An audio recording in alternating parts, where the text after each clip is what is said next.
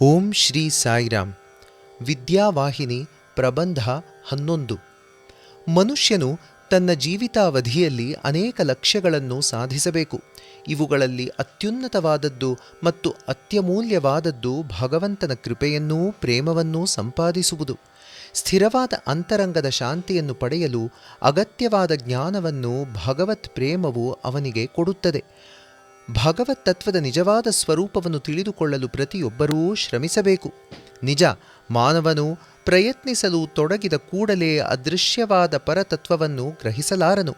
ಮೊದಲಿಗೆ ಅದನ್ನು ತನ್ನ ಎಟುಕಿಗೆ ತಂದುಕೊಳ್ಳುವ ಸಲುವಾಗಿ ಒಂದು ರೂಪವನ್ನು, ಅದಕ್ಕೆ ತಕ್ಕ ಗುಣಗಳನ್ನು ಆವಾಹಿಸಿಕೊಳ್ಳಬೇಕು. ಆಮೇಲೆ ಹಂತ ಹಂತವಾಗಿ ಅದನ್ನು ದೈವಿಕ ಶಕ್ತಿಯ ಅವತರಣವಾಗಿ, ಅಂದರೆ ಶಕ್ತಿಪಾತ, ತನ್ನೊಳಗೆ ನೆಲೆಗೊಳಿಸಿಕೊಳ್ಳಬೇಕು. ಈ ಪ್ರಯತ್ನದಲ್ಲಿ ನಿರತನಾದವನು ಕೇವಲ ಅನ್ವೇಷಕನಾಗಿ ಉಳಿಯಬಾರದು. ಸೇವಾ ಮನೋಭಾವವನ್ನು ಬೆಳೆಸಿಕೊಂಡು ಜನರ ಕೃತಜ್ಞತೆ ಮತ್ತು ಒಲವುಗಳನ್ನು ಸಂಪಾದಿಸಿಕೊಡುವಂತಹ ಲೋಕಹಿತ ಕಾರ್ಯಗಳಲ್ಲಿ ತೊಡಗಿರಬೇಕು. ಅದರಿಂದ ಮಾತ್ರವೇ ಅವನು ತನ್ನ ಚಿತ್ತದ ವಿವಿಧ ಹಂತಗಳನ್ನು ಶುದ್ಧಿಗೊಳಿಸಿಕೊಂಡು ಆಧ್ಯಾತ್ಮಿಕ ಯಶಸ್ಸು ಗಳಿಸಲು ಅರ್ಹ ಅಭ್ಯರ್ಥಿಯಾಗುವನು. ಸನ್ಯಾಸವೆಂದರೆ ಬರಿದೇ ಜೀವನದ 4ನೇ ಆಶ್ರಮವನ್ನು, ಅದರ ಹಕ್ಕು ಬಾಧ್ಯತೆಗಳನ್ನು ಸ್ವೀಕರಿಸುವುದಷ್ಟೇ ಅಲ್ಲ, ಜಗತ್ತಿನೊಂದಿಗೆ ಸಂಪರ್ಕವನ್ನು ಕಡಿದುಕೊಂಡು ಕಾಡಿಗೆ ಹೋಗಿ ಸಂಯಮದ ಜೀವನ ನಡೆಸುವುದಷ್ಟು ಮಾತ್ರವೇ ಅಲ್ಲ. ಸನ್ಯಾಸಿಯು ಜನರ ನಡುವೆಯೇ ಓಡಿಯಾಡಬೇಕು. ಅವರ ದುಃಖಗಳನ್ನು ಸಂತಸಗಳನ್ನು ತಿಳಿದುಕೊಳ್ಳಬೇಕು. ಅವರಿಗೆ ಅತ್ಯಂತ ಅಗತ್ಯವಾದ ಬೇಕಾಗಿರುವ ಬೋಧನೆಯನ್ನೂ ಸ್ಫೂರ್ತಿಯನ್ನೂ ನೀಡಬೇಕು. ಸನ್ಯಾಸಗಳು ನಿರ್ವಹಿಸಬೇಕಾದ ಕರ್ತವ್ಯ ಇದು. ಸನ್ಯಾಸಿಯನ್ನು ಒಂದು ಜಾತಿಯ ಮೀನಿಗೆ ಹೋಲಿಸಬಹುದು. ಮೀನು ಸರೋವರದ ಆಳದಲ್ಲಿ ಚಲಿಸುತ್ತಿರುತ್ತದೆ. ಒಂದೇ ಸ್ಥಳದಲ್ಲಿ ನೆಲೆ ನಿಂತಿರುವುದಿಲ್ಲ. ಚಲಿಸುತ್ತಿರುವಾಗಲೇ ಹುಳುಗಳನ್ನು, ಇತರ ಕೀಟಗಳ ಮೊಟ್ಟೆಗಳನ್ನು ತಿನ್ನುತ್ತದೆ. ಆ ಮೂಲಕ ನೀರನ್ನು ಶುದ್ಧಗೊಳಿಸುತ್ತದೆ. ಹಾಗೆಯೇ ಸನ್ಯಾಸಿಯು ನಾಡಿನ ಮೂಲೆ ಮೂಲೆಗಳಿಗೆ ಸಂಚಾರ ಮಾಡುತ್ತಲೇ ಇರಬೇಕು. ಅವನ ಕರ್ತವ್ಯ ಸಮಾಜದಲ್ಲಿರುವ ಕೆಡುಕುಗಳನ್ನು ತೊಡೆದು ಹಾಕುವುದು. ತಾನೇ ಮಾದರಿಯಾಗಿ ನಡೆದು ಸಮುಚಿತವಾಗಿ ಬೋಧಿಸಿ ಸಮಾಜದಲ್ಲಿ ದೌಷ್ಟ್ಯಗಳು ದುರ್ಗುಣಗಳು ಇಲ್ಲದ ಹಾಗೆ ಶುದ್ಧೀಕರಿಸಿ ಅದನ್ನು ಪರಿವರ್ತಿಸುವುದು. ಮರವು ಕೊಂಬೆಗಳನ್ನು ವಿಸ್ತಾರವಾಗಿ ಹರಡಬಲ್ಲದು. ಆದರೆ ಕೊಂಬೆಗಳು ಹೂವು ಅರಳಿಸಿ ಹಣ್ಣುಗಳನ್ನು ನೀಡಬೇಕಾದರೆ ಬೇರಿಗೆ ನೀರುಣಿಸಬೇಕು. ಅದಕ್ಕೆ ಬದಲಾಗಿ ಕೊಂಬೆಗಳ ಮೇಲೆ, ಹಣ್ಣು ಹೂವುಗಳ ಮೇಲೆ ನೀರು ಸುರಿದರೆ ಮರವು ಬೆಳೆದು ಹರಡಬಲ್ಲುದೇನೋ? ಸಮಾಜದ ಬೇರು ಸಮೃದ್ಧಿ ಮತ್ತು ಶಾಂತಿ, ಅದರ ಗುಣ ಭಕ್ತಿ ಮತ್ತು ಅರ್ಪಣ ಮನೋಭಾವ. ಆದ್ದರಿಂದ ಶಿಕ್ಷಣ ವ್ಯವಸ್ಥೆಯು ಜನರಲ್ಲಿ ಈ ಗುಣಗಳನ್ನು ಬೆಳೆಸಿ ಬಲಪಡಿಸುವುದಕ್ಕೆ ಗಮನ ಕೊಡಬೇಕು. ಅಧಿಕಾರದ ಉನ್ನತ ಸ್ಥಾನಗಳನ್ನು ನಿರ್ವಹಿಸುವವರನ್ನು ಅಧಿಕಾರಿಗಳೆಂದು ಕರೆಯುತ್ತಾರೆ. ಆ ಪದವು ಅಧಿಕ ಅರಿ, ಅತ್ಯಧಿಕ ಶತ್ರು ಎಂದೂ ಅರ್ಥ ಕೊಡಬಹುದು. ನಿಜವಾದ ಅಧಿಕಾರಿಯು ಆ ಮಾರ್ಗವನ್ನು ಜಾಗರೂಕತೆಯಿಂದ ತೊರೆದು ತನ್ನ ಕಾಳಜಿಯಲ್ಲಿರುವ ಜನರಿಗೆ ಸೇವೆ ಮಾಡಲು ತನ್ನ ಅಧಿಕಾರವನ್ನು ಉಪಯೋಗಿಸಬೇಕು. ಹಿಂದೆ ಪುರಾತನ ಕಾಲದಲ್ಲಿ ಜನರಿಗೆ ಯಾವುದೋ ಭೀತಿ ಆತಂಕ ಉಂಟಾದಾಗ, ಸಂತೋಷ ಸಂತೃಪ್ತಿಗಳ ಸೆಲೆ ಬತ್ತಿ ಹೋದಾಗ ಈ ಗಂಡಾಂತರಕ್ಕೆ ಆ ಪ್ರದೇಶದಲ್ಲಿದ್ದ ದೇವಾಲಯದಲ್ಲಿ ತಾವು ಸಲ್ಲಿಸುತ್ತಿದ್ದ ಪೂಜೆಯಲ್ಲಿ ಏನೋ ಕೊರತೆಯೋ ದೋಷವೋ ಸಂಭವಿಸಿರುವುದೇ ಕಾರಣ ಎಂದು ಭಾವಿಸುತ್ತಿದ್ದರು. ಆ ತಪ್ಪುಗಳನ್ನು ಕಂಡುಹಿಡಿದು ಅದನ್ನು ಸರಿಪಡಿಸಿಕೊಳ್ಳುತ್ತಿದ್ದರು. ಆ ಮೂಲಕ ಮನಃಶಾಂತಿಯನ್ನು ಕಾಪಾಡಿಕೊಳ್ಳುತ್ತಿದ್ದರು.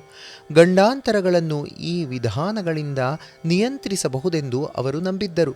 ಇಂತಹ ಕ್ರಿಯೆಗಳನ್ನು ಈಗ ಮೂಢನಂಬಿಕೆಗಳು ಎಂದು ಹಣೆ ಪಟ್ಟಿ ಅಂಟಿಸಿ ಮೂಟೆ ಕಟ್ಟಿ ಎಸೆದು ಬಿಟ್ಟಿದ್ದಾರೆ. ಇದು ಮೂಢನಂಬಿಕೆ ಅಲ್ಲವೇ ಅಲ್ಲ. ಆಧುನಿಕ ವಿಜ್ಞಾನಿಗಳು ಈ ಮುಖ್ಯವಾದ ಸಮಸ್ಯೆಗಳನ್ನು ಅರ್ಥ ಮಾಡಿಕೊಳ್ಳಲಾಗದಷ್ಟು ಕೃಪಣ ಬುದ್ಧಿಯವರಾಗಿದ್ದಾರೆ. ಆಧುನಿಕ ವಿದ್ಯಾಭ್ಯಾಸದ ಪ್ರಗತಿಯಿಂದ ಉಂಟಾಗುವ ಗೊಂದಲದ ಪ್ರಾರಂಭಿಕ ಹಂತ ಇದು. ಪ್ರಾಚೀನರು ಪರಸತ್ಯವನ್ನು ಸ್ವತಃ ಅದರ ಮೌಲ್ಯವನ್ನು ಅನುಭವಕ್ಕೆ ತಂದುಕೊಂಡು ಗ್ರಹಿಸಿದರು. ಆಧುನಿಕರಾದರೋ ಅವರ ಸಂಶೋಧನೆಗಳನ್ನು ಸಾರಾಸಗಟಾಗಿ ತಿರಸ್ಕರಿಸಿಬಿಡುತ್ತಾರೆ. ನಾಗರಿಕ ಎಂದು ಕರೆಸಿಕೊಳ್ಳುವ ದೇಶಗಳಲ್ಲಿ ಇಂದು ಬರ್ಬರತೆ ತಾಂಡವವಾಡುತ್ತಿರುವುದಕ್ಕೆ ಇದೇ ಕಾರಣ. ಅನೇಕರು ಈ ವಿಷಯವನ್ನು ಗಮನಿಸುವುದಿಲ್ಲ. ಪ್ರತಿಯೊಂದು ಜೀವಿಯೂ ಸುಖವನ್ನು ಬಯಸುತ್ತದೆ, ದುಃಖವನ್ನು ಇಚ್ಛಿಸುವುದಿಲ್ಲ. ಕೆಲವರು ಐಶ್ವರ್ಯವನ್ನು ಸಂಗ್ರಹಿಸಿಕೊಳ್ಳಲು ಆಸೆಪಡುತ್ತಾರೆ. ಕೆಲವರು ಚಿನ್ನವು ತಮ್ಮನ್ನು ಸಂತೋಷವಾಗಿಡಬಹುದೆಂದು ನಂಬುತ್ತಾರೆ. ಕೆಲವರು ಭೋಗವಸ್ತುಗಳನ್ನು ಕೂಡಿ ಹಾಕಿಕೊಳ್ಳುತ್ತಾರೆ, ವಾಹನಗಳನ್ನು ಸಂಗ್ರಹಿಸುತ್ತಾರೆ. ಪ್ರತಿಯೊಬ್ಬನೂ ತನಗೆ ಸಂತೋಷ ನೀಡಬಹುದೆಂದು ತಾನು ನಂಬುವ ವಸ್ತುಗಳನ್ನು ಪಡೆಯಲು ಪ್ರಯತ್ನಿಸುತ್ತಾನೆ. ಆದರೆ ನಿಜವಾಗಿ ತಮಗೆ ಯಾವುದರಿಂದ ಸಂತೋಷ ಲಭಿಸುತ್ತದೆ ಎಂಬುದನ್ನು ತಿಳಿದುಕೊಂಡಿರುವವರು ಬಹಳ ಕಡಿಮೆ ಜನ. ಸಂತೋಷವು 3 ಬಗೆಯಾಗಿದೆ. ಒಂದು ಬಗೆಯದು ಪ್ರಾರಂಭದಲ್ಲಿ ವಿಷದಂತಿದ್ದರೂ ಆಮೇಲೆ ಅಮೃತವಾಗಿ ಪರಿಣಮಿಸುತ್ತವೆ. ಈ ಆನಂದವನ್ನು ಆತ್ಮದ ಅರಿವಿನ ಮೂಲಕ ಪಡೆಯಬಹುದು. ಇದು ಸಾತ್ವಿಕ ಸಂತೋಷ. ಅಂದರೆ ಶಮ, ದಮ ಮೊದಲಾದ ಆಚರಿಸಲೇಬೇಕಾದ ಸಾಧನೆಯ ಪ್ರಾರಂಭಿಕ ಹಂತಗಳು ಬಹಳ ಕಠಿಣವಾಗಿ ಮೊದಲು ಅಹಿತವಾಗಿ ತೋರುತ್ತವೆ. ಹೋರಾಟ ಮತ್ತು ಪರಿಶ್ರಮ ಅಗತ್ಯವಾಗುತ್ತದೆ. ಆದ್ದರಿಂದ ಪ್ರತಿಕ್ರಿಯೆ ಕಹಿಯಾಗಿರಬಹುದು. ಯೋಗ ವಾಸಿಷ್ಠದಲ್ಲಿ ವಸಿಷ್ಠ ಮಹರ್ಷಿಯು ಹೇಳುತ್ತಾರೆ, ಓ ರಾಮ, ಅಗಾಧ ಸಾಗರವನ್ನು ಬೇಕಾದರೂ ಮನುಷ್ಯನು ಸುಲಭವಾಗಿ ಕುಡಿದು ಬಿಡಬಹುದು. ಅಗಾಧ ಎತ್ತರದ ಸುಮೇರು ಪರ್ವತವನ್ನು ಅತಿ ಸುಲಭವಾಗಿ ಚಿವುಟಿ ಎತ್ತಿ ಎಸೆಯಬಹುದು. ಭಾರೀ ಕಾಡುಗಿಚ್ಚನ್ನು ಸುಲಭವಾಗಿ ನುಂಗಿಬಿಡಬಹುದು.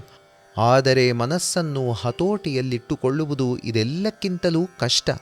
ಆದ್ದರಿಂದ ವ್ಯಕ್ತಿಯು ತನ್ನ ಮನಸ್ಸನ್ನು ಗೆಲ್ಲುವುದಾದರೆ ಅವನಿಗೆ ಆತ್ಮ ಸಾಕ್ಷಾತ್ಕಾರವಾಗುತ್ತದೆ. ಅವನಿಗೆ ಈ ಯಶಸ್ಸು ದೊರಕುವುದು ಅನೇಕಾನೇಕ ಕಷ್ಟಗಳನ್ನು, ವೈಫಲ್ಯಗಳನ್ನು ಎದುರಿಸಿದ ನಂತರವೇ. ಇವೆಲ್ಲ ಮುಗಿದ ಮೇಲೆ ಅವನು ಗಳಿಸುವ ಆನಂದ ಅತ್ಯುನ್ನತ ಮಟ್ಟದ್ದು. ಸಮಸ್ತ ಸಾಧನೆಯ ಫಲವಾಗಿ ನಿರ್ವಿಕಲ್ಪ ಸಮಾಧಿಯ ಪರಿಪೂರ್ಣ ಸಮಚಿತ್ತವು ಅವನಿಗೆ ಲಭ್ಯವಾಗಿರುತ್ತದೆ. ಅವನಲ್ಲಿ ತುಂಬಿಕೊಳ್ಳುವ ಆನಂದವು ವರ್ಣಿಸಲು ಸಾಧ್ಯವಾಗದ್ದು. ಅದು ಅಮೃತೋಪಮವಾದದ್ದು. ನಿರ್ವಿಕಲ್ಪ ಎಂದರೆ ಯಾವ ಆಲೋಚನೆಯೂ ಇಲ್ಲದಂತಹ ಪ್ರಜ್ಞಾಸ್ಥಿತಿ. ಸೂಕ್ತವಾದ ಸಾಧನೆಯ ಮೂಲಕವಾಗಿ ಇದನ್ನು ಸಾಧಿಸಬಹುದು. ಅದು 2 ಸ್ವರೂಪಗಳದ್ದಾಗಿದೆ: ಪೂರ್ಣ ಅದ್ವೈತ ಭಾವದ ಅನುಭವ ಹಾಗೂ ದ್ವೈತ ಚಿಂತನೆ ಕೊನೆಗೊಂಡಾಗ ದೊರಕುವ ಅದ್ವೈತದ ನೆಲೆ. ಮೊದಲನೆಯದು ಜ್ಞಾತೃ, ಜ್ಞೇಯ ಮತ್ತು ಜ್ಞಾನಗಳಿಂದಾಚೆಗೆ ಮನುಷ್ಯನನ್ನು ಒಯ್ಯುತ್ತದೆ. ಅವನಿಗೆ ಬ್ರಹ್ಮಾನುಭವ ಮಾತ್ರ ಆಗುತ್ತಿರುತ್ತದೆ. ಅಂದರೆ ಇದೇ ಅದ್ವೈತ ಭಾವ. ಎರಡನೆಯದು ದೊರಕುವುದು ಭಗವಂತನಿಗೆ ಆರೋಪಿಸಿದ ಎಲ್ಲ ಗುಣಗಳೂ ವಿಶ್ವ ಸಮಸ್ತವನ್ನು ವ್ಯಾಪಿಸಿರುವ ಆ ಏಕೈಕ ವಸ್ತುವಿನಲ್ಲಿ ಲೀನಗೊಂಡಾಗ. ಅಂದರೆ ಇದು ಅದ್ವೈತ ಸ್ಥಾಯಿ ಅಥವಾ ಅದ್ವೈತ ಅವಸ್ಥೆ. ಇನ್ನೊಂದು ಬಗೆಯ ಸಂತೋಷವಿದೆ. ಇಂದ್ರಿಯಗಳ ಮೇಲೆ ಬಾಹ್ಯ ವಸ್ತುಗಳ ಪ್ರಭಾವದ ದೆಸೆಯಿಂದ ಅಮೃತೋಪಮವೆಂದು ತಪ್ಪಾಗಿ ಭ್ರಮಿಸುವ ಸಂತೋಷವು ಮೂಡುತ್ತದೆ. ಆದರೆ ಕೆಲ ಕಾಲಾನಂತರ ಅದು ಕಹಿಯಾಗಿ ಅಹಿತಕರವಾದ ವಿಷವಾಗಿ ಪರಿಣಮಿಸುತ್ತದೆ. ಇದು ರಾಜಸಿಕ ಸಂತೋಷ. ಮನುಷ್ಯನು ಈ ರಾಜಸಿಕ ಇಂದ್ರಿಯ ಸುಖವನ್ನು ಸ್ವಾಗತಿಸಿದಾಗ ಅವನ ಶಕ್ತಿ, ಅರಿವು, ಬುದ್ಧಿ ಮತ್ತು ಧರ್ಮ, ಅರ್ಥ, ಕಾಮ, ಮೋಕ್ಷಗಳೆಂಬ 4 ಪುರುಷಾರ್ಥಗಳನ್ನು ಸಾಧಿಸಲು ಅವನಿಗಿದ್ದ ಉತ್ಸಾಹ ಎಲ್ಲವೂ ದುರ್ಬಲವಾಗುತ್ತವೆ. ಅವನ ಆಸಕ್ತಿ ಕುಸಿಯುತ್ತದೆ. ಮೂರನೆಯ ಬಗೆಯ ಆನಂದವು ತಾಮಸಿಕವಾದದ್ದು. ಅದು ಮೊದಲಿನಿಂದ ಕೊನೆಯವರೆಗೂ ಬುದ್ಧಿಯನ್ನು ಮಂಕುಗೊಳಿಸುತ್ತದೆ. ನಿದ್ದೆ, ಆಲಸ್ಯ ಮತ್ತು ದುರ್ನಡವಳಿಕೆಗಳಲ್ಲಿ ಅಂಥವನು ತೃಪ್ತಿಯನ್ನು ಕಾಣುತ್ತಾನೆ. ಅವನು ಆತ್ಮಜ್ಞಾನದ ಪಥವನ್ನು ಅಲಕ್ಷಿಸುತ್ತಾನೆ. ಇಡೀ ಜೀವನದಲ್ಲಿ ಅವನು ಅದಕ್ಕೆ ಗಮನವನ್ನು ಕೊಡುವುದಿಲ್ಲ. ಆದ್ದರಿಂದ ನಿಜವಾದ ವಿದ್ಯಾಭ್ಯಾಸವು ಮನುಷ್ಯನಿಗೆ ಸಾತ್ವಿಕ ಆನಂದವನ್ನು ಸಂಪಾದಿಸುವ ಕಡೆಗೆ ಸಲಹೆ ಕೊಡಬೇಕು. ಅವನ ಬುದ್ಧಿಯನ್ನು ತಿದ್ದಬೇಕು. ಬಳಲಿಕೆ ಎಂಬುದೇ ಇಲ್ಲದ ಸತತ ಪರಿಶ್ರಮವೇ ಅದಕ್ಕೆ ಬೇಕು.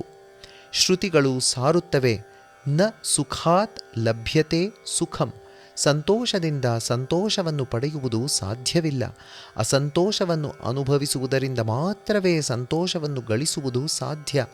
ಈ ಸತ್ವವನ್ನು ವಿದ್ಯಾ ಅಥವಾ ಶಿಕ್ಷಣದ ಮೂಲಕ ಮನುಷ್ಯನಲ್ಲಿ ನೆಲೆಗೊಳಿಸಬೇಕು. ಸಾತ್ವಿಕ ಸಂತೋಷವು ಕೊಡುವ ಆನಂದವನ್ನು ಅವನು ತಿಳಿದುಕೊಂಡದ್ದೇ ಆದರೆ ವಿದ್ಯೆಯೂ ಸುಲಭವಾಗುತ್ತದೆ, ರುಚಿಸುತ್ತದೆ. ಮಾನವರಾಗಿ ಹುಟ್ಟಿರುವುದರಿಂದ ಈ ಅಮೃತ ವಿದ್ಯೆಯನ್ನು, ಅಂದರೆ ಅಮರತ್ವಕ್ಕಾಗಿ ವಿದ್ಯಾಭ್ಯಾಸ ಸಂಪಾದಿಸಲು ಎಲ್ಲ ಪ್ರಯತ್ನಗಳನ್ನೂ ಮಾಡಬೇಕು. ಪ್ರಾಪಂಚಿಕವಾದ ಭೌತಿಕ ವಿದ್ಯಾರ್ಜನೆಯ ಜೊತೆಗೆ ಅದನ್ನು ಸಾಧಿಸಬೇಕು. ಏಕೆಂದರೆ ಆತ್ಮವನ್ನು ಸಾಕ್ಷಾತ್ಕಾರಪಡಿಸಿಕೊಟ್ಟು ಮನುಷ್ಯನಿಗೆ ಆತ್ಮಾನಂದ ಅನುಭವವನ್ನು ದೊರಕಿಸುವುದು ಅಮೃತ ವಿದ್ಯೆಯೊಂದೇ. ಜೈ ಸಾಯಿರಾಮ್.